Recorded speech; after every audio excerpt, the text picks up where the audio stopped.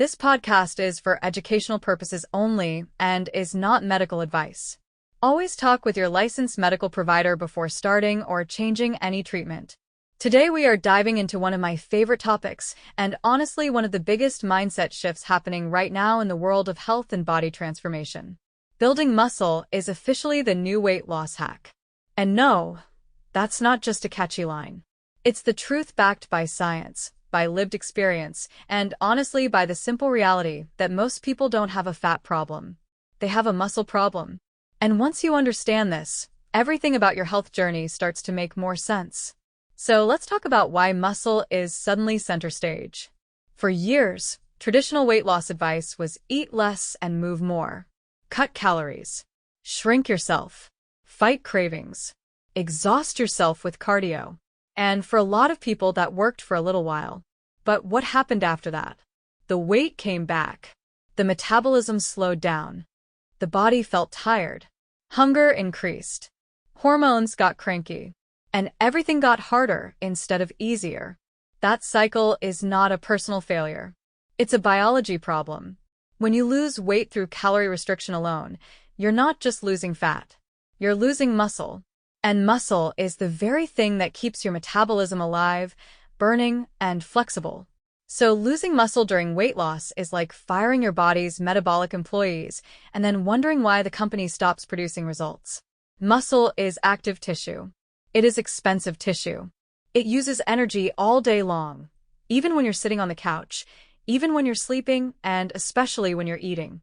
More muscle means more metabolic freedom. More metabolic freedom means you can eat more food while staying leaner, stronger, and more stable. And that's why people who focus on muscle don't just lose weight. They keep it off. But here's where it gets even more interesting. Muscle is not just about vanity or aesthetics. It is literally an endocrine organ. It talks to your brain. It talks to your fat cells. It controls insulin. It influences inflammation. It supports your immune system. It stabilizes your blood sugar. And it changes the way your body responds to stress, aging, and disease. When your muscle mass goes up, your whole internal communication system upgrades. And when your muscle mass goes down, everything else starts malfunctioning. We often blame weight gain on hormones, genetics, age, or stress. But underneath most of that is a simple truth. Low muscle mass makes everything harder. More muscle mass makes everything easier. So let's break down some of the biggest reasons why building muscle is the new weight loss hack. First, muscle increases insulin sensitivity. When your muscles are fuller, healthier, and more active, they act like giant sponges for glucose. You can eat carbs without the sharp spikes. You can store energy without turning it into fat. And your body can pull sugar out of your bloodstream faster and more efficiently. Second, muscle increases resting metabolic rate. 1 pound of muscle might burn only a few more calories per day than a pound of fat, but when you add up the hormonal signaling, the nutrient partitioning, the energy demands, and the constant repair and recovery cycle, the net metabolic advantage becomes huge. Third, muscle increases your mitochondrial function. Think of your mitochondria as your energy factories. More muscle means more factories. More factories means more energy. More energy means more movement, more mood stability, more fat burning, and more metabolic flexibility. Fourth, muscle lowers inflammation.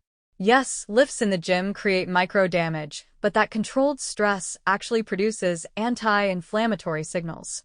Muscle secretes myokines that lower inflammation throughout your entire body and support long-term metabolic health.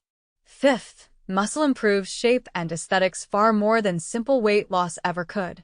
You can lose 20 pounds and still feel soft, tired, or weak.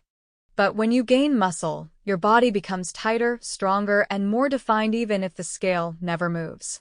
Now let's connect the dots between muscle building and peptides because this is where things get really exciting. Peptides are not magic shortcuts. They don't replace hard work.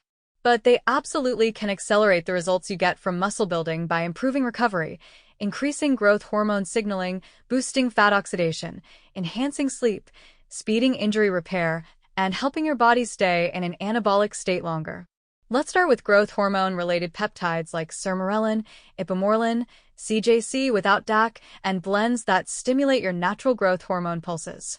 These peptides help improve recovery between workouts, support deeper sleep, increase lean body mass over time, and help your body maintain higher levels of repair and regeneration. People often notice better gym performance, easier fat loss, and stronger muscle density without feeling fried or overtrained. Then we have peptides that support mitochondrial health and cellular energy, like MOTS C and AOD 9604. MOTS C improves exercise performance, fat oxidation, and muscle endurance while regulating metabolic flexibility. AOD 9604 uniquely supports fat breakdown without affecting hunger or cortisol. When combined with strength training and sufficient protein intake, these peptides help shift your body into a state where fat is mobilized more efficiently and muscle is preserved. We also have recovery peptides like BPC 157 and TB 500 that support tissue repair, inflammation control, and injury prevention. The biggest obstacle most people face with muscle building is staying consistent. If you're constantly hurting or inflamed, it's hard to progress. But when your recovery improves, your consistency improves, your performance improves, and your results skyrocket. Then there are peptides like Tesamorelin, which have powerful effects on body composition by reducing visceral fat while sparing lean tissue. This is one of the clearest examples of why muscle-centric weight loss works. When you keep your muscle and burn fat, your entire metabolic profile improves. We can't forget peptides that help with oxygen utilization and blood flow, like ARA 290, or those that support anti-inflammatory and neuroprotective pathways. When inflammation is lower, your workouts feel better. When your nervous system is calmer, your recovery is deeper. And when your circulation improves, your muscles get more nutrients and repair faster. The real magic happens when you combine strength training, adequate protein, intelligent programming, and the right peptides for your goals. It's like your body suddenly starts working with you instead of against you. Imagine this. You start lifting 3 to 4 days per week with a focus on progressive overload. You eat enough protein to support muscle growth. You use peptides that improve recovery, energy, or hormone signaling. Suddenly your metabolism increases. Your cravings decrease. Your body composition shifts. You feel tighter, stronger, and leaner even if the scale barely moves. That's because the scale was never the real marker of progress. Muscle was. Let's talk about protein for a moment, because it matters. Building muscle requires nutrition. You cannot starve yourself lean. You have to feed your muscle. You have to give your body the building blocks it needs to grow. And ironically, the more you eat, the better your metabolism becomes when muscle is the priority. So many people undereat. They don't feel hungry because they're stressed. They skip meals. They eat light snacks instead of actual food. Then they wonder why their workouts feel hard or why they're not seeing body composition changes. When you fuel your muscle fuels your metabolism. Now, let's talk about aging, because this is where muscle becomes a true superpower. Starting around age 30, we naturally lose muscle every decade unless we intentionally build it. By 40, the process speeds up. By 50, it accelerates even more. But the good news is you can reverse this at any age. Strength training plus peptides plus proper recovery can completely change the way you age. You can maintain strength. You can maintain mobility. You can maintain balance. And yes, you can maintain a tight, toned, lean body well into your 60s and 70s if you prioritize muscle. One of the biggest misconceptions is that weight loss makes you healthier. But what actually makes you healthier is gaining muscle and losing fat, not simply lowering the number on the scale. Weight loss without muscle is fragility. Weight loss with muscle is power. So here's the real message. Muscle is not optional. It is not a bonus. It is not just for athletes or bodybuilders.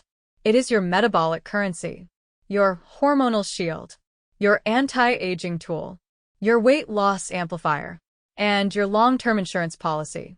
Muscle is the real hack. Peptides are the support system. Strength training is the foundation. Nutrition is the building material. And consistency is the glue holding it all together. So if you're listening to this right now and you feel stuck, exhausted, or frustrated with your body, I want you to shift your mindset from losing weight to building muscle. Stop shrinking. Start strengthening. Stop undereating. Start fueling. Stop obsessing over the scale. Start tracking your strength. Because the moment you make muscle your priority, everything else falls into place. Hunger stabilizes. Hormones regulate. Energy rises. Inflammation drops. Fat loss becomes easier. And confidence skyrockets. Your body is not fighting you. It is waiting for you to give it what it needs. And what it needs, now more than ever, is muscle. This podcast is for educational purposes only and is not medical advice. Always talk with your licensed medical provider before starting or changing any treatment. Thanks for listening, keep learning, and stay curious.